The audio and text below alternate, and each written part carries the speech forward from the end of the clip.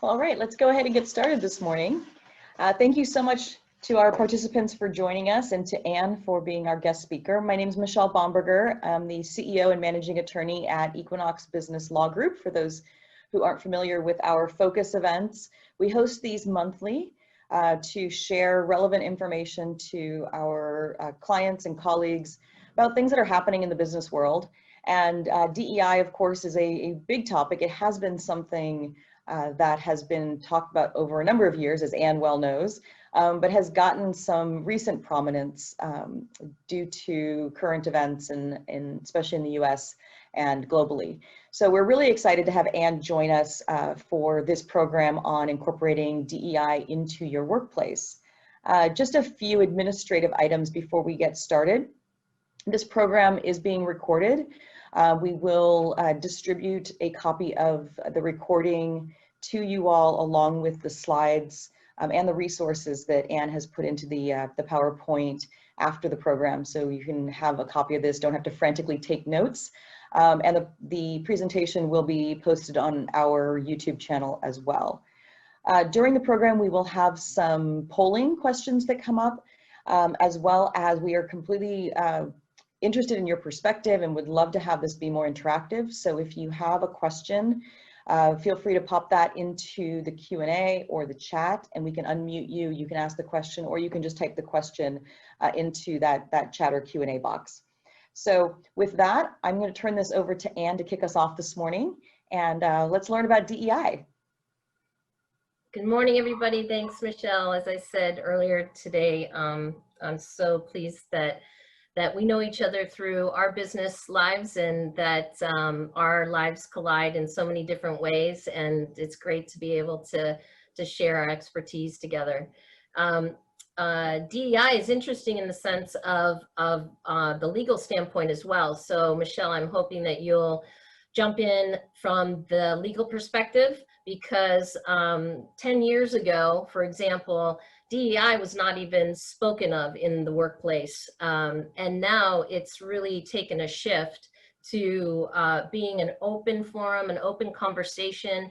Companies are taking public stances in relationship to social justice. So we've seen a really huge pivot in regards to our ability not to speak about DEI and now the ability to speak, an invitation to speak about DEI. So there are murky waters and ambiguity when it comes to that shift. And that's where I believe you and the organization are so essential to the conversation as well, the legal perspective. So I hope that everyone that's joined us will be asking questions from both the DEI perspective as well as the legal relationship to that within your business. First of all, though, I'm always interested in who's attending and where in the world you might be attending from. So we have, I think, 16 people who registered, and so it'd be great just if you could put in your chat box, where are you from? What's the city and state or even perhaps country that you're from? And then I believe Michelle or Hillary can inform me about that. So go ahead and put in your chat box, where's everybody from? I see 4 people, 5 people have responded. Let's get everybody who's present. Yeah, so we've got some Bellevue, Kirkland, Linwood, so the Seattle area is well represented. We've got Bermuda, a couple of Bermudas, which is, I know, Anne, you've done some work there, so Seattle. Great. Okay, so it's an international webinar. Fantastic. Welcome to everybody in your various time zones. Glad to have you. And when we think about DEI, building DEI into an organization's DNA is the ultimate goal. I believe that is front and center with the conversations. Why? So Simon Sinek's famous question, why? Why is this happening? Why is this important? The World Economic Forum is, I think, one of the best resources, and it's in my resource guide for you post this webinar, to help us understand the why around parity, the impacts. McKinsey and company have great current 2020 reports that you will also get as resources. But when we think about it, the why really has two fundamental pillars to it. One is because it's good for business. So the research shows over and over again, the more diverse, the more conscious, the more welcoming in regards to DEI, the better results. We're talking about financials, we're talking about innovation, we're talking about talent satisfaction. So that is proven, and you can find all the data out there you want to support that business case. The other pillar really is the social factor in it. Really, companies, as I said, are looking at their position. It's becoming a social justice conversation. And some organizations are willing to engage in that conversation, take a stance. You can look at Google, you can look at Microsoft, you can look at Starbucks. They have absolutely, you can look at Amazon, taken a stand and said, Black Lives Matter. DEI is important. We are supporting this. So that's also part of the conversation, is to what degree does an organization want to and are willing to take a stand socially. And so therefore, one might say it's an ethical conversation. It's about social justice. It's just the right thing to do. So it's both of these things, and it's quite complex, and that's where Equinox and Michelle are essential, because those conversations can lead to questionable outcomes and behaviors that kind of are on the fence in regards to legalities. And I'll leave that up to Michelle to speak to. I'd like to read this. This is from the World Economic Forum 2020 4.0 toolkit, which I will give you at the end access to. Now more than ever, in the midst of such sweeping change, organizations have an opportunity to embed greater diversity, equity, and inclusion in their organizations.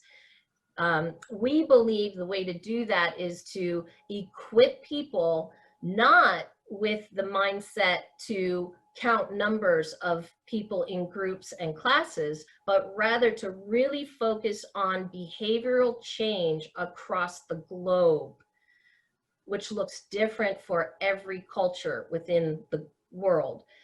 How do you seek diversity? How do you create equity? How do you practice inclusion, being the more effective mindset than, say, quotas? So as we get into that, I'll revisit that in a few, but before we go into the detail around that, I'm really interested, would like to take a quick poll here of all of you, really interested in how familiar you are as an audience with the acronym DEI. Do you know what DEI means? Do you have some idea? Or do you have absolutely no idea what it means? Just to get a sense of the audience's understanding of this acronym.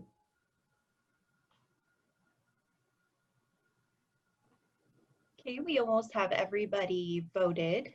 I'm going to end the poll here in just a couple seconds.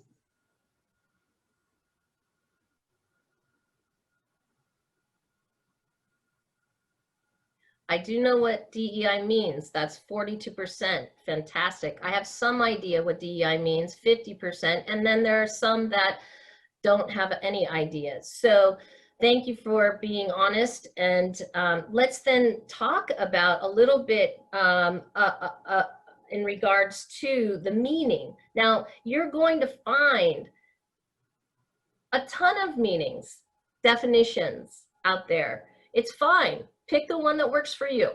All right. So there's nothing set in stone. However, we believe as practitioners, I didn't tell you a lot about my background, but please go to gumballenterprises.com and you can learn about all of our work as it is associated with DEI. Happy to follow up with anybody. But we believe as an organization, that these definitions work best for us. And you'll find in all of these research reports that you read about DEI, they have their own definitions. So take these lightly and use what works for you and your organization. But we like to think about diversity as the variety of people and ideas within your organization. So if you look at this puzzle, you really start to realize it's not just the body. It's not what's visible. It's not that I'm a woman, I'm white, I'm in my 50s. It's not just what you see. It's so much more. And so you're talking about neurology. You're talking about religion. You're talking about every single aspect that makes up your DNA, every single one. So another way I like to propose this definition is simply to think about it in 3 ways: body, mind, and spirit. Are you really seeking diversity that includes not only the body for what you see in front of you, but also the mind, how it's wired, the thoughts? So in particular parts of the world, they may all be Caucasian, but they may have very different politics, for example.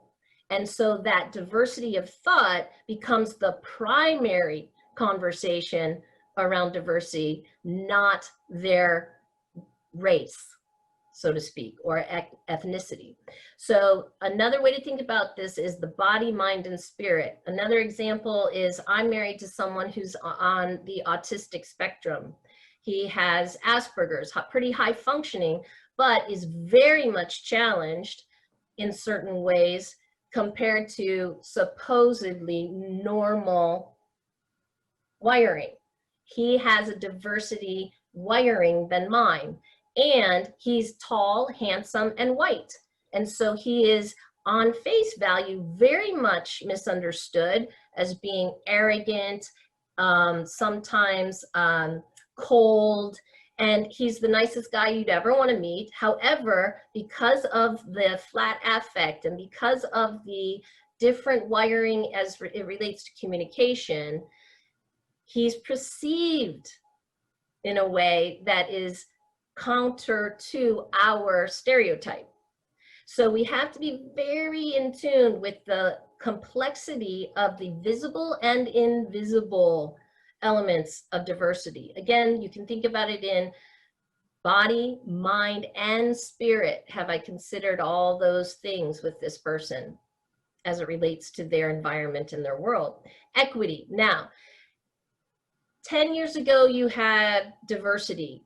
5 years ago, you have diversity and inclusion. Now you're starting to see diversity, equity, inclusion in the conversation. Why is that? Well, diversity is about really the variety of people and ideas. Inclusion is inviting them to the table. The equity is, do they have equal opportunity to actually compete and participate?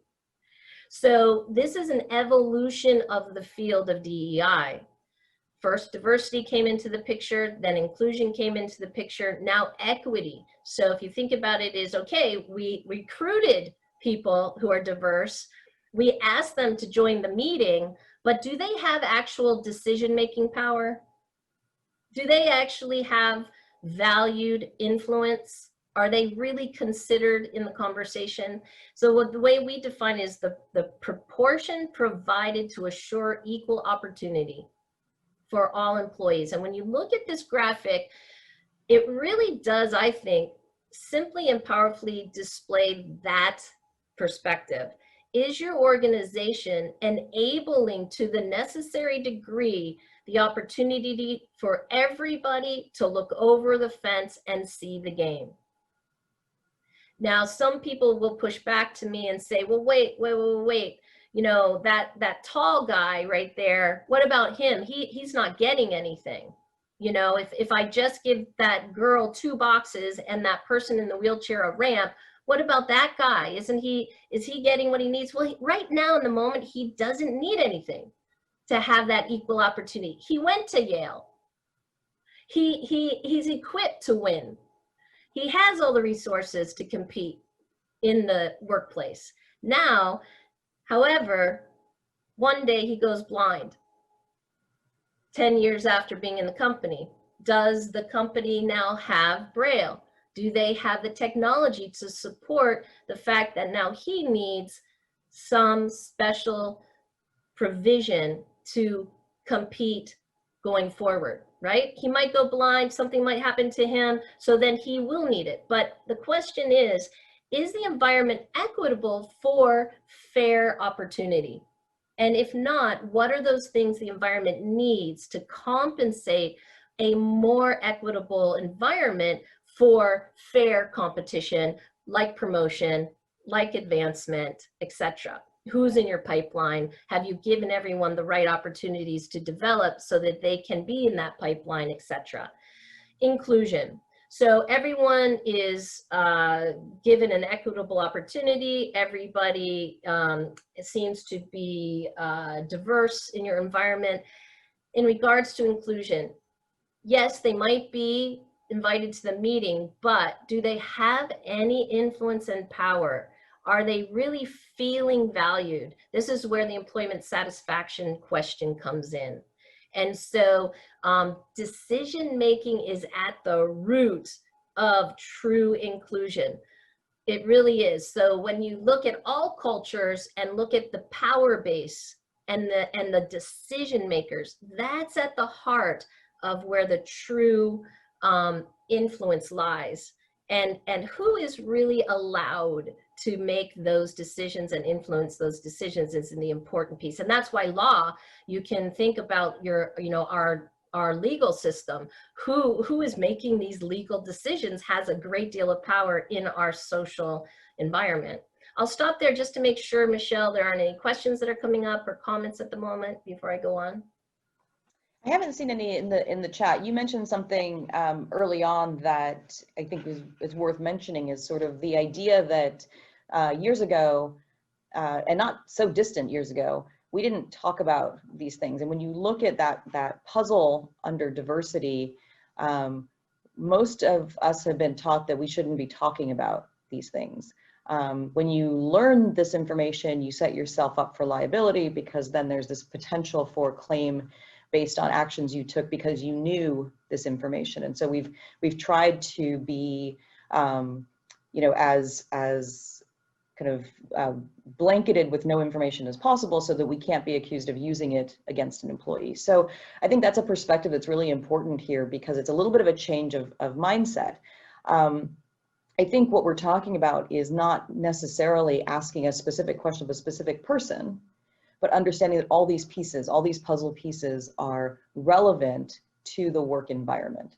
And so it's a more holistic conversation rather than a, what religion are you? And, what political position do you take? Or what's your sexual orientation? It's not that level of detail. And so thinking about how you're approaching this, and this is kind of where Anne and Gumball come in, is how do we approach these conversations in a way to open the environment, not talk about a particular person. And just to kind of, keep this in the back of your head, discrimination in the workplace is about taking action against an individual based upon one of these categories.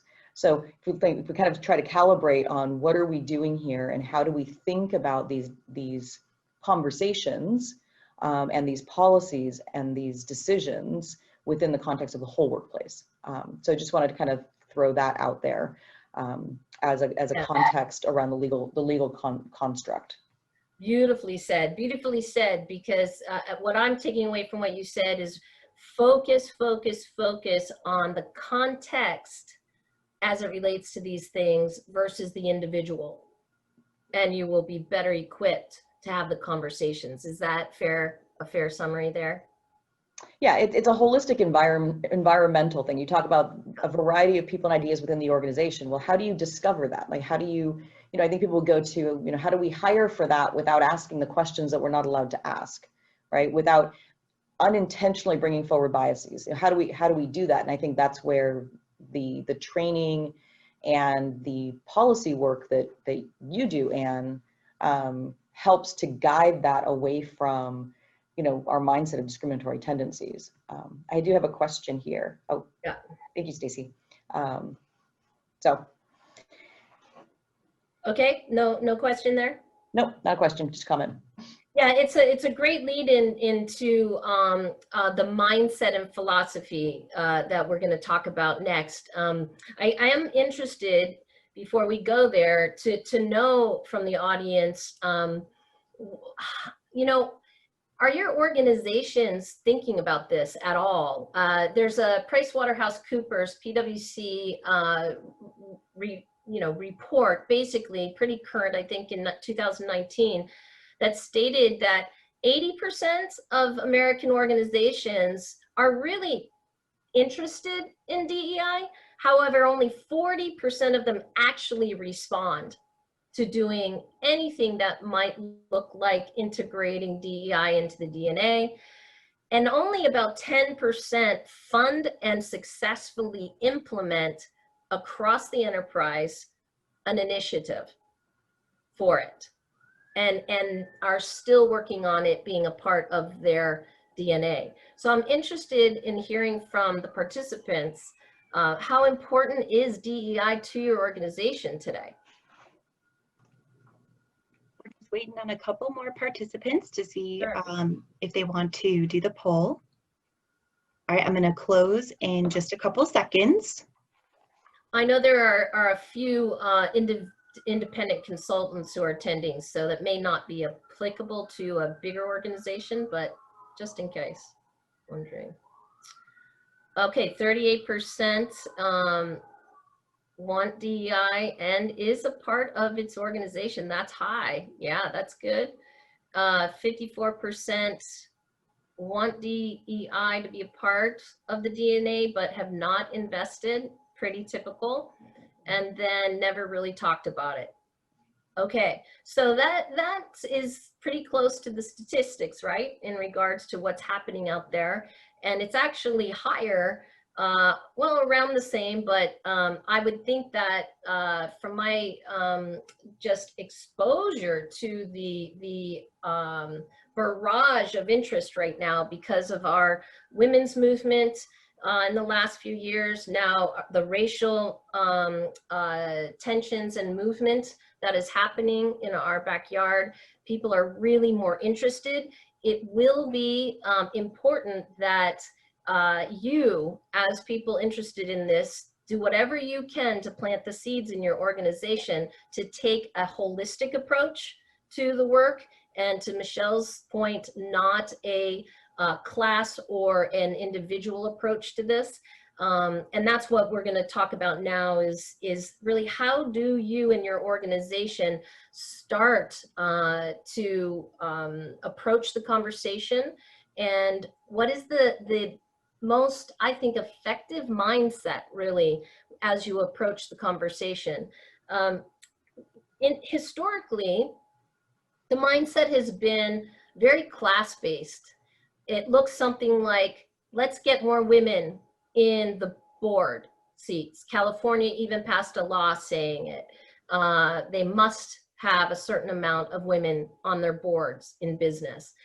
Targeting quotas, we need to have X amount of number of people in seats now. We have to hire X amount of number of certain types of people.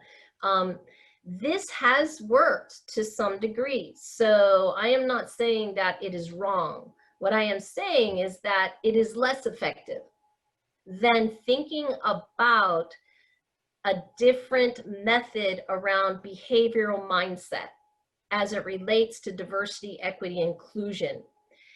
Then, as if you have that mindset, the result will be more women or people of different ethnicity or sexual orientation, disabilities. But the mindset, hopefully, is shifting from this quota-based, class-based mindset to behavioral change mindset, which is different. It requires seeking, creating, and practicing things versus targeting persons. So it's fundamental in the sense of those definitions that we just looked at earlier, which is how can we equip every person in the organization to better seek diversity, period. No matter where they are in the world, they will always be thinking about equipping themselves and others with the ability to seek diversity. And we'll talk about how you can do that. How can an organization create equity?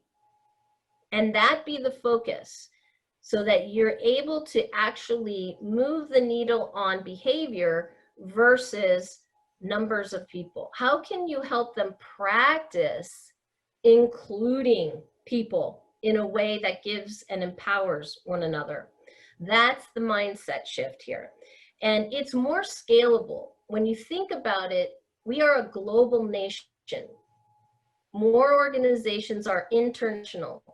We cannot just talk about white men being empowered when we are a global organization in places like Malaysia, Singapore, India. That doesn't work.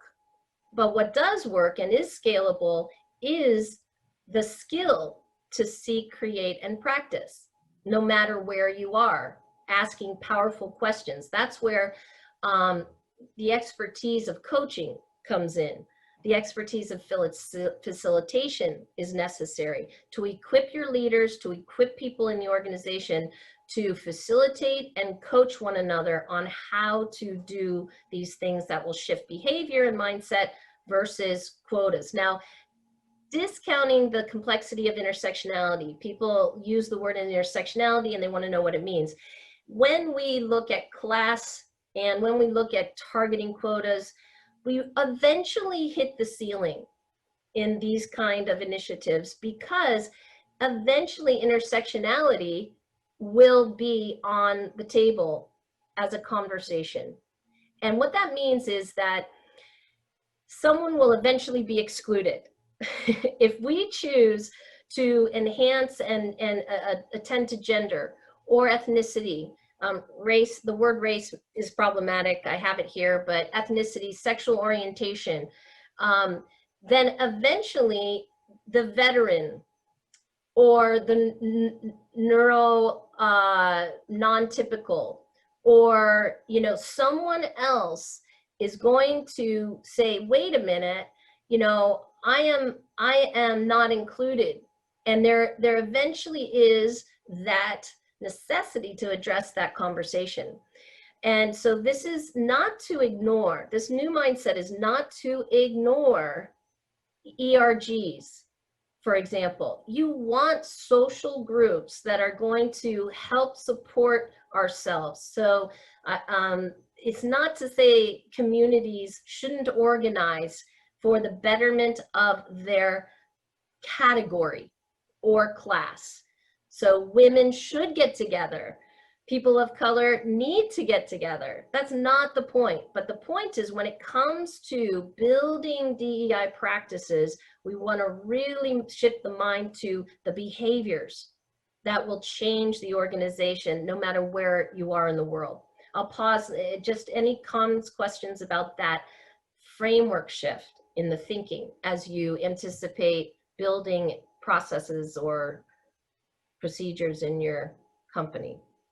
So Anne, there's a question that's been put into the Q&A.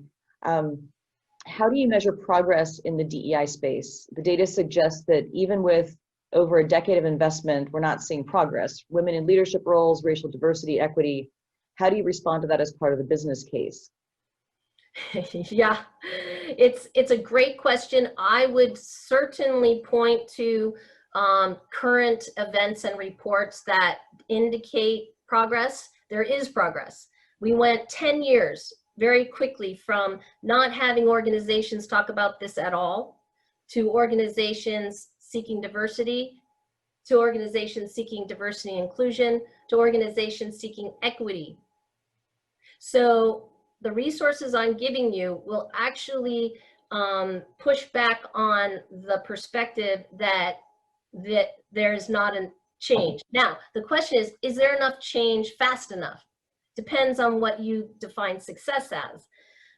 It's a slow, the evolution of society and social justice has been a slow process. The only thing I can say is that if we look historically at progress, we have made progress, though slow. And so I didn't, you know, my ancestors did not have the vote as a woman. I do vote today. I know it's a painstakingly slow answer. However, it's truly patience and trust that progress is the goal and not perfection. We will not get perfection in our lifetime. The World Economic Forum tells us we will not be alive. It will be 100 years at this pace before there is gender parity. So it's better to accept that that is much more the data story, that progress is slow, but progress is being made, than to think we are going to solve this in our lifetime. I mean, we make progress, but I don't think we're going to solve it in our lifetime.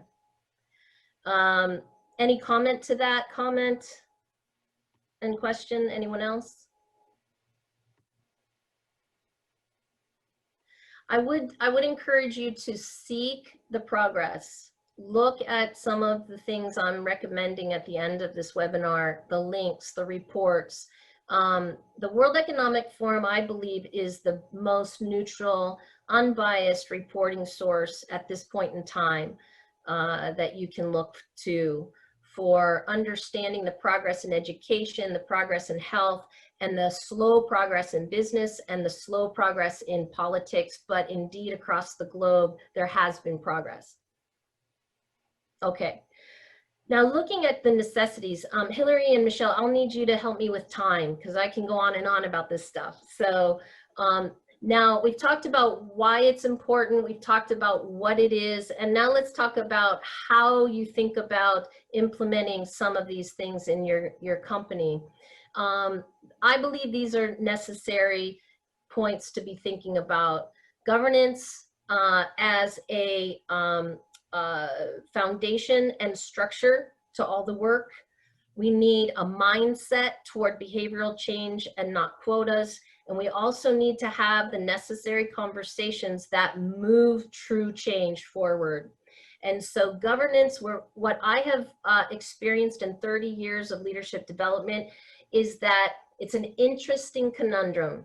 The leaders who are in power are the ones sometimes who are the least educated on the topic.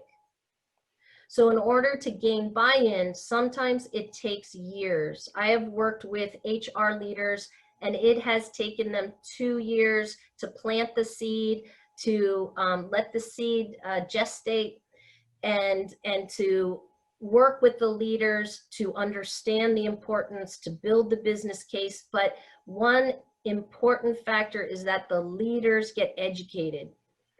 As a coach, I integrate DEI into my coaching. I will feed them articles by HBR or the World Economic Forum, and I will let them read and chew on this stuff. And frankly, most of my clients are white male. So they will chew on this stuff and they will go, whoa, okay, yeah, I get it. Let's do it. And not that they're resistant, because most of them are interested, 80%, right? The research tells us. But whether or not they will respond and invest is the hard work usually coming out of HR leaders, the hard work usually coming from the grassroots organizations. And so paying attention to that hopefully will educate these leaders, then getting their sponsorship. And sponsorship looks like money being put toward it. It looks like resources and people dedicated to it. And it looks like their own personal engagement, participation in the conversations, participation in the portfolio structure for the strategy. So that is not an easy order, but that's setting the foundation, no matter how small or big your organization, who is making the decisions. The decision makers need to be on board for sustainability and long-term impact. Now, what I mean by portfolio is then there's a certain group of people, hopefully a mix of people within the organization that are contributing to creating and building the portfolio of work. Whether it's 1 year's work, whether it's 3 to 5 years work, it's a portfolio of work that's determined. We are going to do these certain things in order to integrate DEI into our DNA. Now, thinking about a portfolio in two ways. What are the workflow processes, the tactical processes and procedures? This is also a legal question. Legal needs to be in those conversations. What are the practices around recruitment, around promotion, around performance that are tactical, that will broaden diversity, equity, and inclusion within the conversation?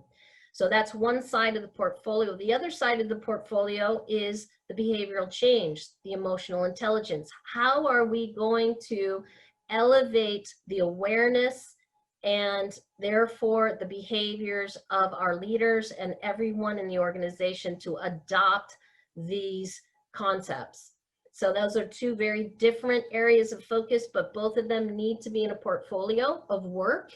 And that portfolio of work is not going to be able to address everything at once. So prioritizing year after year, but updating accordingly to your needs is essential. And it's customized. It's always customized. There is not a formula. There's not a perfect portfolio. It must be suited to your needs in the organization at the time, depending on the demographics that live within your organization, that live in your customer base, that live in your environment. Any questions about that? And I'm just sort of interested in a couple of examples of fostering behavioral change. Okay, so let's talk about that as the next phase here. So once you have that portfolio and you have that sponsorship and your leaders are educated, sometimes leaders are just one step ahead of everybody else. Just like a professor sometimes with their curriculum in a university, they're just 2 courses or 2 lectures ahead of the class. But as long as they are interested and committed, you have a good chance. Now, as far as the diversity, equity, inclusion goes, again, I want to reemphasize that this requires a different set of expertise. It does require expert facilitation, expert coaching, at least at the front end. At least at the front end, until the people within the organizations are well equipped enough to sustain it going forward.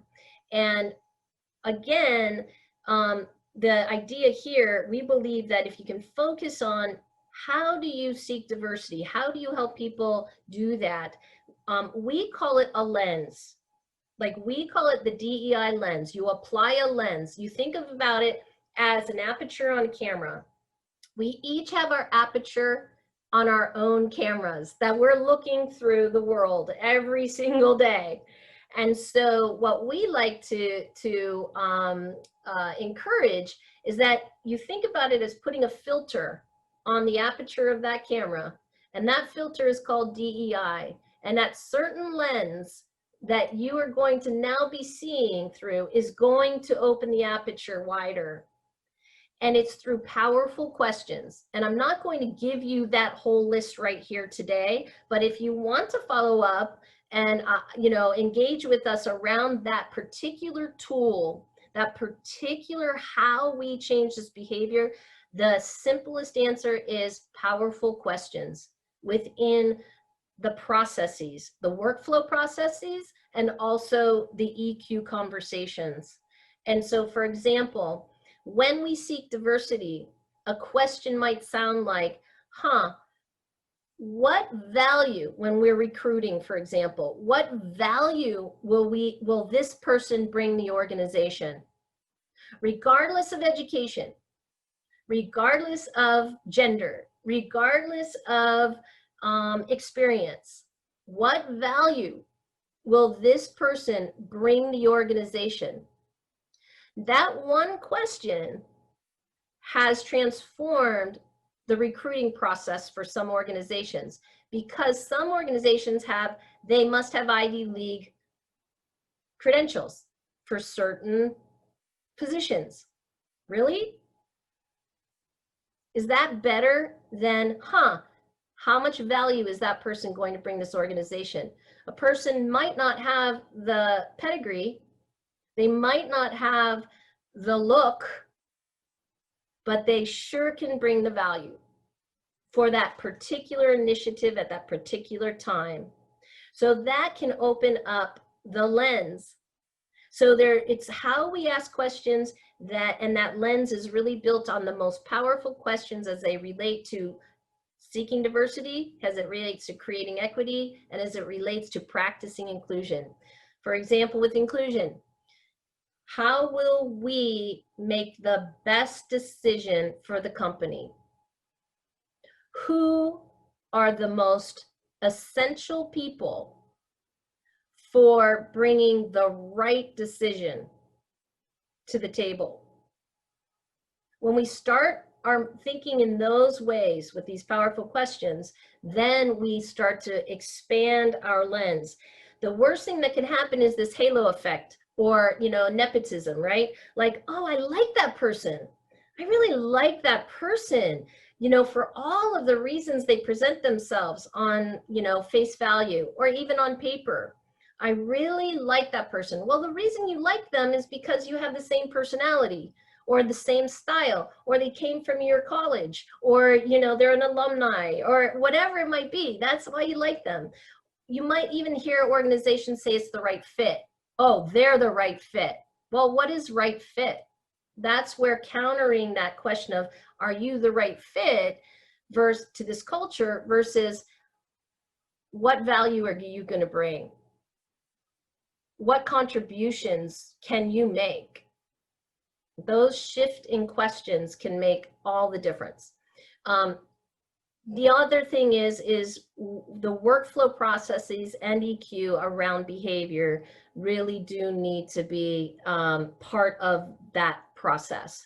What are the current procedures and what are the new procedures? So because technology is such a big player in everything now, I think workflow processes are changing so rapidly. Again, the World Economic Forum speaks a great deal to considerations around technology. Technology has a great advantage, but it also has consequences.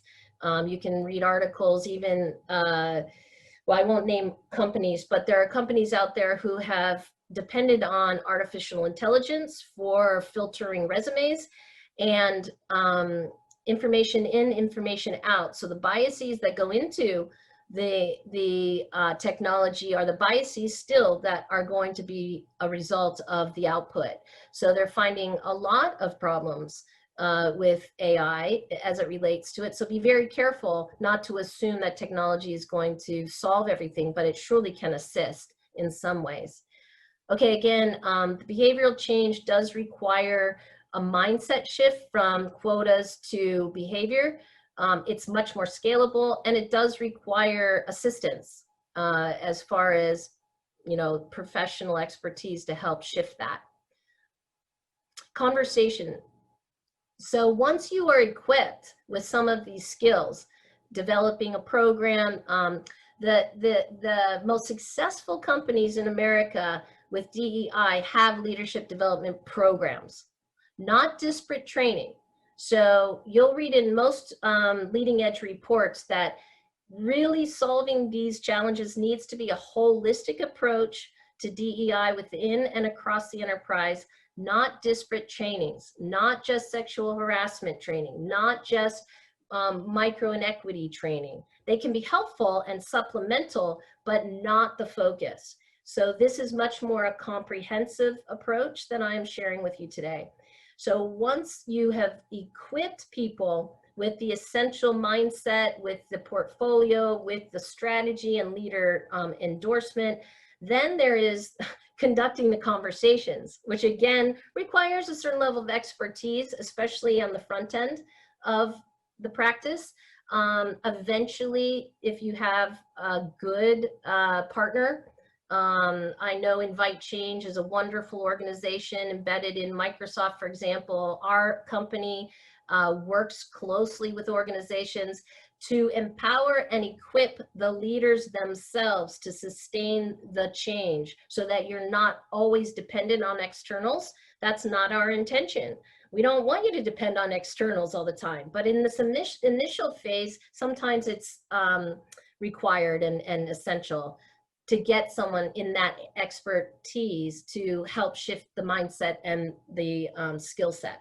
So really at the end of the day, if you ask anybody, it's like World Cafe, the greatest change happens in the conversations. So you can have structure around portfolios, you can have skills embedded and introduced and practiced, but then you apply the skills, and having facilitators facilitate the conversations using a DEI lens. So they help to facilitate groups of people at any level within the organization, encourage them to have these conversations. And that's when, Michelle, it can get a little dicey. You know, people in power are afraid to speak their voice. That's why D'Angelo is such a popular author right now with White Fragility, is because that book is really good to read about how white people will just not talk. You know, they'll have a lot of thoughts going on, but they just won't talk because of their fear. So that's where we need to come together if we're going to make progress and be courageous around having those necessary conversations that move the business forward. So it's really about setting the governance, being willing to learn new skills and equip them with skills to seek, create, and practice, and then apply those skills to the necessary conversations. That's much more about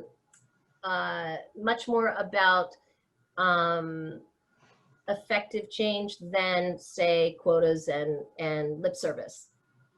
It's a proactive approach versus many of the programs you'll see, Lloyd's of London, for example, it was a reaction. You know, our hope is that people will be proactive, not reactive. And in those reactive situations where reports come out, they go public, and then the company's stuck having to react and respond, versus other companies that I work with too, they're so proactive. This is a proactive measure in this webinar, to be thinking forward, to be thinking ahead on how you want to be doing it most effectively, than to really actually be caught in the news and your brand is negatively impacted and your reputation is impacted because it's a reaction. And that's where legal comes in too, and has to clean a lot of things up for them. Okay, I'll stop there. Any questions or comments about these 3 imperatives, the necessities for thriving?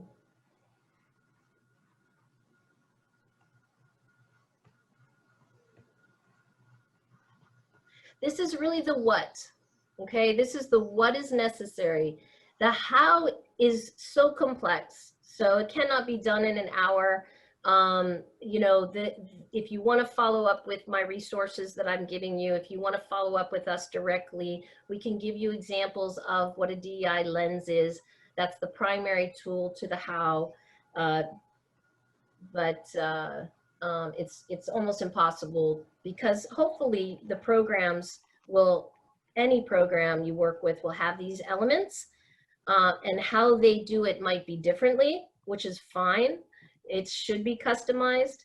How we do it might be differently, but point being, have this mindset and have these elements, and I think you're going to be off to a great start. Any questions, comments, Michelle, at this point? Hillary? Just a couple of comments just about how the context that you're providing is really valuable on, you know, why this is so hard, that it's not this, you know, check the box, all done. And the fact that there's, you know, at its core, it's fairly simple. It's just a lot, and it's complicated from a implementation standpoint, but it's at its core, the concepts make a lot of sense. So there were a few comments around that. Good to hear. Yes, and you will you will find value in disparate training opportunities. I've even given you some resources on free workshops, courses that lay the foundation for a very inexpensive investment. So not to say that these disparate pieces are not helpful, it's simply not comprehensive. and it's not customized to your needs. And I think that that takes a lot more investment and patience. And that speaks to the question earlier about how can we measure. Now, just to attend to that question about measurement, this is all the work. These are the pieces of the puzzle in the work. The impact, the measurement of all this work is on the people, it's on the culture, and it's on the brand. So that's what you can measure. You can measure employee satisfaction. Most organizations have an employee satisfaction survey that you can incorporate DEI questions into, and you can get a baseline, and then you can measure later. So really, what is the level of satisfaction in all your demographics? And so start taking a look at what your demographics are internally as it relates to your customer base. Are they the same or different? That's another measurement. Our internal demographics don't look anything like our customer demographic. Do we need to bridge that gap? How are our customers? You take a look at Adobe's example. Wow, I've included the link to Adobe's D&I program.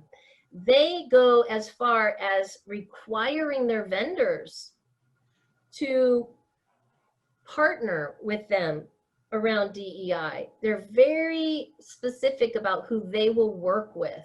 They need to be aligned with not only their organization themselves, but with their vendors. That's pretty impressive. So that's a measure. The other measure is culture. So is your culture feeling? So you can ask questions. Do you feel included? Yes or no? If not, why?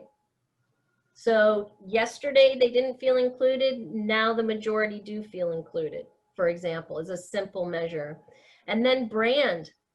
Now, PwC has even done research with the millennials who are future talent, and we are in a talent war because there just aren't enough bodies to fill positions. In some regards, COVID has impacted that, of course. However, millennials have even said a measurement of my willingness to accept a job is whether or not the company has invested in DEI. They're smart. We raised our generation after us to think about these things. We should be happy about that. They're going into the work environment asking the question, looking at the profiles on face value, you know, it's the visible. Oh, there's all the same looking kind of people in the leadership team. Huh, that company doesn't have a lot of diversity on face value. This one does. Well, that's an indicator I might be more interested in this organization to work with them than that. It may not be the deciding factor, but it's definitely a consideration. People are savvy enough now to know the value of DEI and want to work for organizations. So it's an attractor.